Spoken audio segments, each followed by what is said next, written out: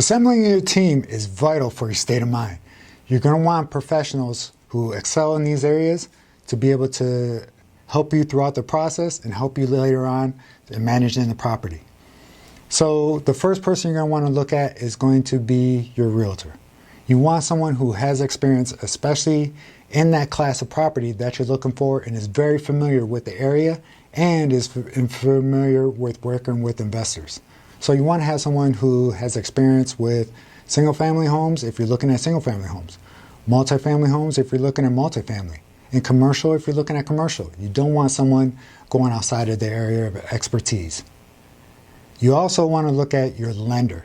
You want to be able to have a lender that will match up with the programs that will work out best for you, and also familiar with the areas so that if there's any snag that comes up, they are the point of contact and they know how to be able to take care of it.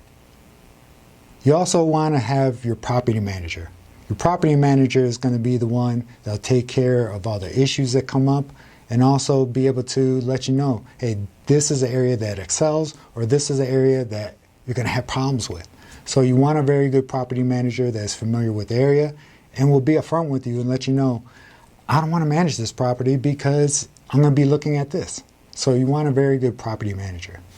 And then lastly is going to be your vendors. Those are going to be people such as your handyman, your cleaners, and especially if you're looking at short-term rentals, your cleaners are going to be vital because it's going to set the expectation for the home. And if it's not clean, you're going to get the reviews and it's going to hurt your business. So you want to have those different vendors, handymen, cleaners, anybody that you're going to need to be able to take care of that home so that way you can reach out to them and they can be able to take care of it and it'll save you headaches later on. So assembling your team is very important.